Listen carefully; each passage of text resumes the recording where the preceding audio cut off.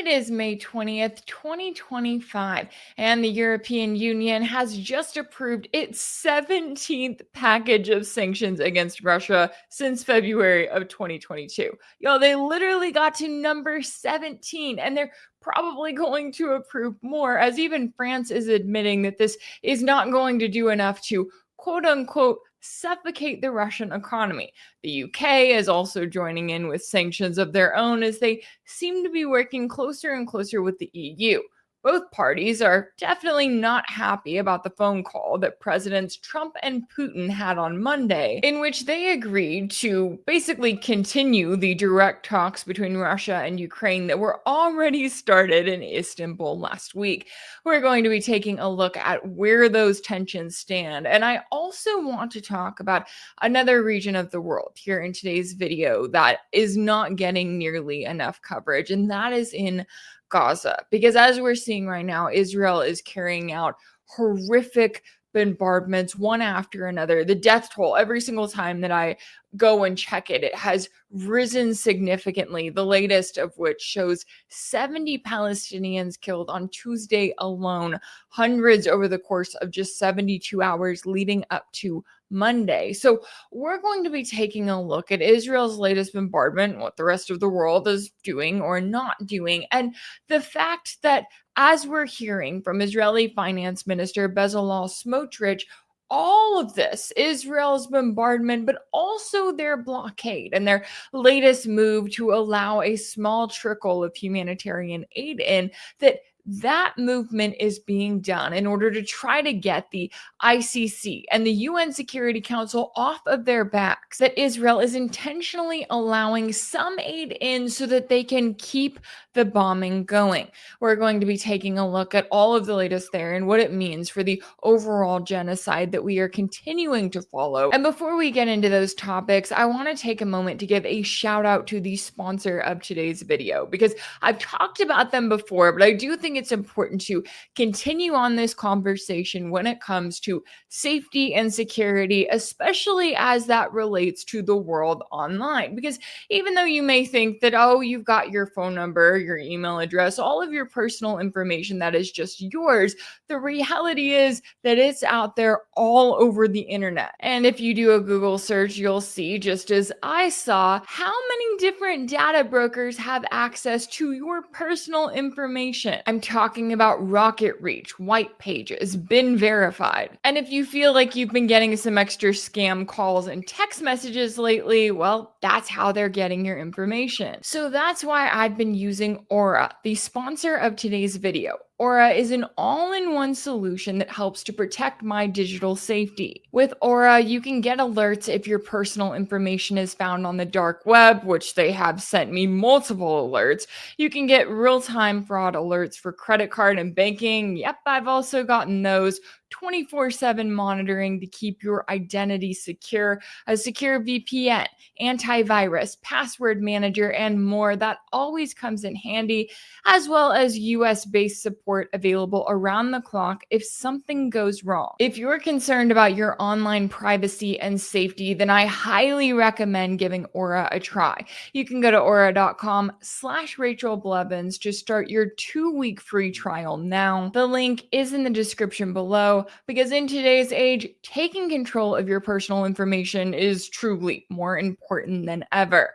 And now let's get into today's video. And let's start off with the latest coming out of Europe, where the EU just approved its 17th sanctions package against Russia, with the foreign minister of France declaring that now is the time to suffocate Russia's economy, while also admitting that the last 16 packages of sanctions haven't done the job, and this one probably won't either. And I guess we have to give them some credit for at least acting. Like, every single time that they pass a new sanctions package, this is going to be the one to really hit Russia where it hurts. Yes, even at number 17. The UK also joined in with sanctions of its own, claiming they were targeting entities supporting Russia's military machine, energy exports, and information war. This, as EU Foreign Policy Chief Kaya Kallas said, that the bloc's latest measures will target around 200 vessels she described as Russia's shadow fleet, with plans for more sanctions because the longer Russia wages war, the tougher our responses. The timing of these latest sanctions is also notable because it seems like the UK and the EU are really in a fight to stay relevant, or maybe to get relevant, when it comes to their ongoing support for Ukraine and for Washington's attention. Because as we saw on Monday, Trump and Putin had a more than 2-hour phone call, and the UK and the EU have not been able to figure out why Trump is not including them in these direct talks, right? They've been doing everything they can to try to get included, to try to make it known that, hey, they are important players here. But the US is making it very clear to them that it does not see them as important players. It sees them as essentially vassal states that the US is going to continue to use as it continues to turn its focus to another country like, say, China. And I did cover the call in yesterday's video, so I won't get too much into the details here, but I will specifically note Zelensky's response to it, because he came out afterwards, he gave this grand speech in which he said that Ukraine would not even begin to consider neutrality, something that Russia has been demanding, or removing Ukrainian troops from the now 4 additional regions, that would be Donetsk, Lugansk, Kherson, and Zaporozhia, that voted overwhelmingly to join Russia in referendums that were held back in 2022. Може виводити наші війська з наших територій ніхто не буде. Це конституційний обов'язок мій. Це обов'язок наших військових захищати суверенітет і територіальну цілісність України. Так, зараз тимчасово окуповані є території через агресію такої великої країни. And we keep seeing Zelensky point to Ukraine's constitution. And I think one of the reasons he's doing that, maybe the big reason, is because we have to remember that when Zelensky was elected in 2019, he ran on a platform of peace with Russia. And then he somehow did a U-turn, and all of a sudden he was amending Ukraine's constitution to include the fact that its national security strategy was aimed at the goal of joining the NATO alliance. And obviously, Zelensky didn't do that on his own. He didn't do that because he campaigned on that and he was fulfilling a promise he made to the country. No, he did that because someone in the NATO alliance told him to do that. So it's almost like Zelensky is coming back here and saying, hey, NATO, I was a good little puppet. I did exactly what you told me to do. And now, why are you hanging me out to dry? Why are you forcing me to have direct talks with Russia as if things are going to go somewhere, as if there is going to be some sort of a ceasefire or even an end to this war? And I thought it was interesting. You have Axios reporting that the leaders of Germany, France, Italy, Finland, and the European Commission were horrified when they joined a call with Trump and Zelensky on Monday, where Trump bragged that he convinced Russia to agree to start direct talks with Kiev, only for Zelensky to then point out that those talks had already started last week in Istanbul. And it was also interesting to see how much of the media coverage here in the West on Monday, before the phone call between Trump and Putin, was centered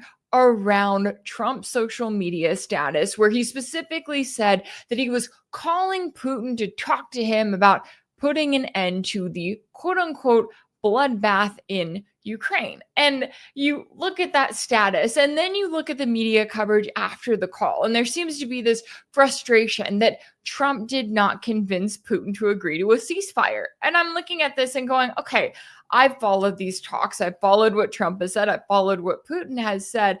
Never did I think that Trump was going to be able to pick up the phone and to convince Putin right now over the phone to agree to a full ceasefire after literally everything Putin has said up until this point, telling Trump, this is why we can't have a full ceasefire. This is why it wouldn't work. This is why Kiev wouldn't comply. This is why it would not be able to be properly monitored, and so on and so forth. But the way that the media is trying to spin this is as if Trump just wasn't harsh enough with Putin. Like, okay, if there was something that a US president could have said to Putin to convince him to have a sort of full ceasefire, I feel like Biden would have said it, although granted he wants more war. But if there was something that could have been said to get Putin to quote unquote back down, surely it would have been said by now. It's not like Trump would just randomly discover that this week and then think, oh yeah, let me pick up the phone and make this happen. And when it comes to the involvement of the UK and the EU, as I was mentioning earlier, there's this push in the media to make it look like, oh, there's this break between Trump and Europe. And it's been this way for a few months now. But we also have to remember, and this is one thing that I keep mentioning because I think that it's really important to pay attention to what's happening behind the scenes, what the Trump administration is doing as a whole. Because while you have people like Trump and JD Vance and even Marco Rubio talking about quote unquote walking away from this war, the US is showing no signs that it is going to do that. Instead, you have Defense Secretary Pete Hegseth telling his European counterparts, we need y'all to pick up the responsibility for not just the war in Ukraine, but for this overall proxy war against Russia. We need you to take this on. Yes, the US is still going to be there to provide support, but the US wants to focus on war with China. Hegseth is telling the Pentagon to focus on preparing a plan to fight and win a war against China. This is what the US wants to look towards, right? They're bored with Russia. They're sick and tired of losing against Russia. They do want to continue the proxy war to a certain extent because they think that eventually it will harm Russia in some way, clearly not paying attention to the overall global shift in this growing multipolar world, although Rubio has at least acknowledged it. But we're not seeing enough of a focus on that coming from the Trump administration overall.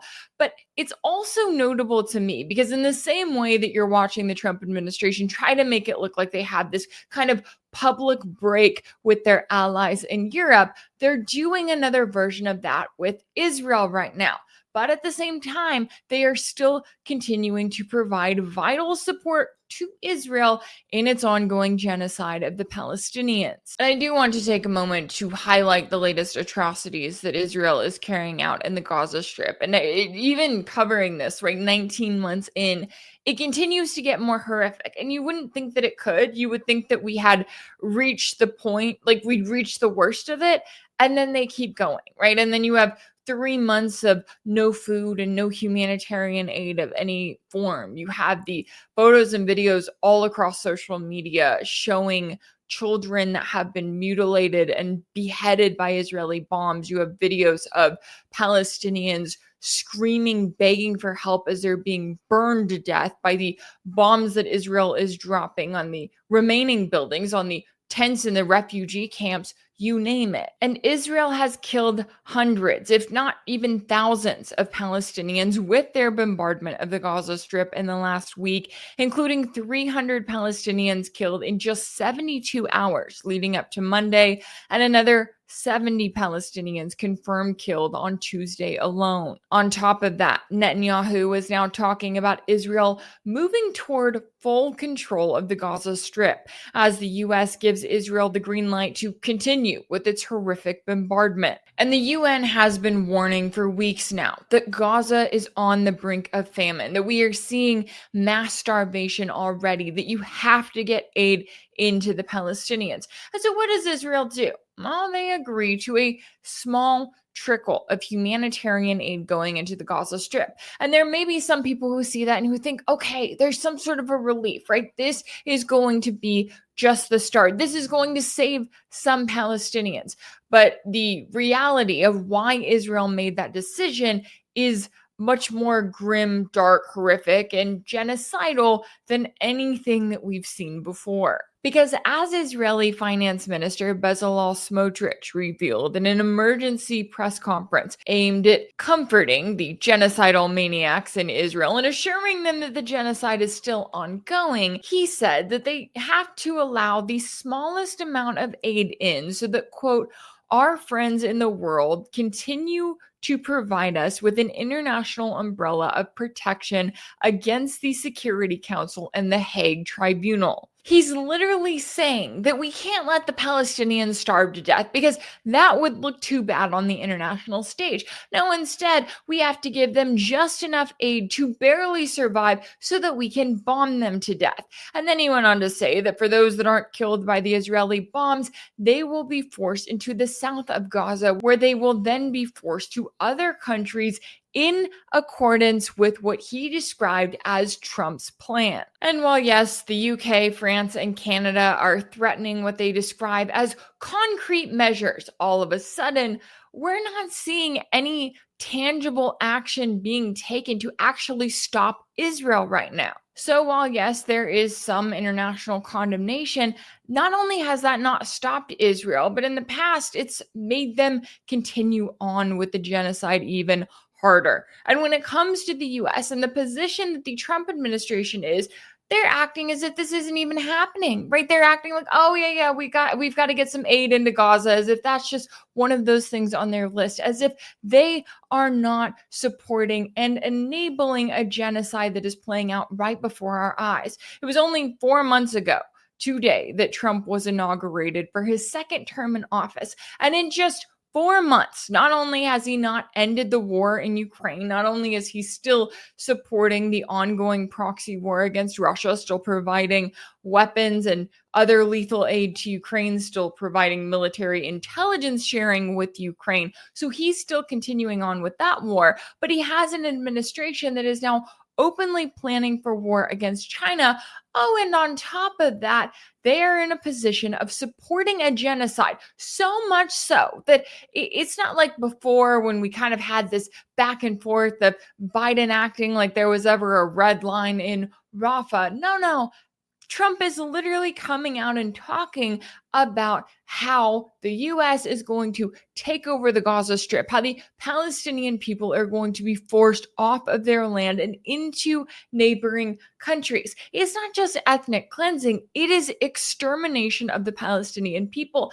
It is genocide. And because Trump has come out so blatantly in support of that, now you have Israeli ministers proudly talking about the extermination of Palestinians, the mass murder of people, the blatant violation of every international law that is supposed to be on the books.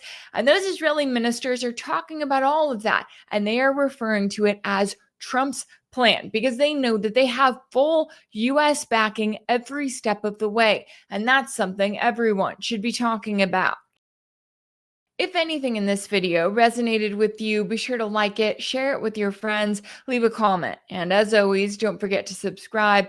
And if you want to keep up with all of my work, make sure that you're subscribed to my page on Substack. That's rachelblevins.substack.com. That's where you'll find ad-free videos and new weekly episodes of my exclusive series for paid subscribers called Sanctioned. You can also check out Sanctioned over on my page on Patreon. That's patreon.com/Rachel Blevins. As always, thank you all so much for all of your support, and I'll see you next time.